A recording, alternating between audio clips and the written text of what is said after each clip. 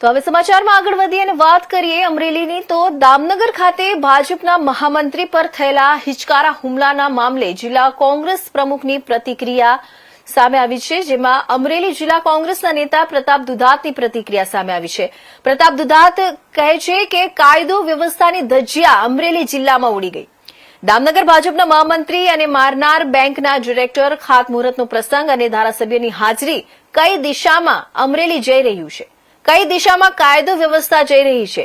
ભારતીય જનતા પાર્ટીના નેતાઓ સત્તાના પાવરમાં અને પ્રજાના જોરથી આમ જનતા પીડાઈ રહી છે। ભૂતકાળની સ્થિતિ જોઈ હોય અને વર્તમાનની પરિસ્થિતિમાં બધી બાજુથી બુટલેગરો બેફામ હોય, ખનીજ માફિયા બેફામ હોય અને કોઈ વ્યક્તિ સલામત ન હોય, એ સ્થિતિનું ભાજપની સરકારમાં નિર્માણ થયું છે। જ્યાંથી વાત કરીએ તો ત્યાંથી દિલ્હી સુધી એક ચક્રી શાસન છે। એક બાજુ કાયદાના જાણકાર મંત્રીઓ હોય છે, ધારાસભ્યો હોય, માઇક હાથમાં આવે એટલે ગુલબર્ગ એવી ફૂંકે કે બધું જ સલામત છે। ગંભીર સમસ્યા છે, કડકમાં કડક સજાઓ કરાવો, ચરમબંધીઓને છોડવામાં નહીં આવે એવા સ્લોગનોમાંથી બહાર આવો।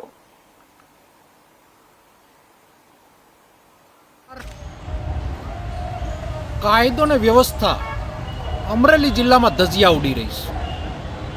ભારતીય જનતા પાર્ટીના દામનગર શહેરના ભાજપના મહામંત્રી મારનાર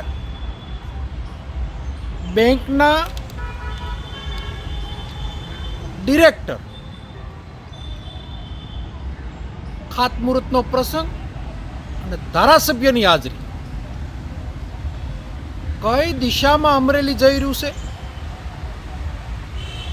કઈ દિશામાં કાયદો અને વ્યવસ્થા જઈ રહી છે। ભારતીય જનતા પાર્ટીના નેતાઓ સત્તાની અંદર સત્તાના પાવરમાં અને પ્રજાના જોરથી આમ જનતા પીડાઈ રહી છે। આમ જનતાઓની સલામતી ઉપર પ્રશ્નાર્થ ઊભો થઈ રહ્યો છે।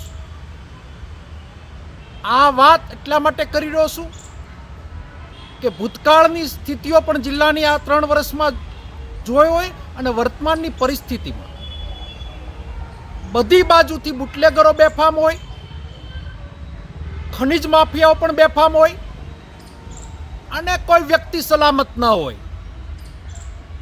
એ રીતિનું સ્થિતિનું નિર્માણ ભારતીય જનતા પાર્ટીની સરકારમાં નિર્માણ થયું છે। જવાબદાર કોણ? હું એમ કહું છું કે જ્યાંથી હું વાત કરું છું ત્યાંથી લઈ દિલ્હી સુધી એક ચક્રી શાસન છે।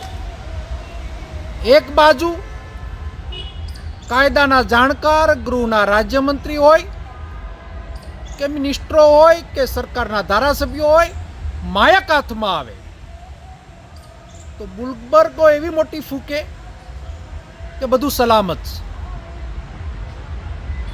ખૂબ ગંભીર સમસ્યા છે।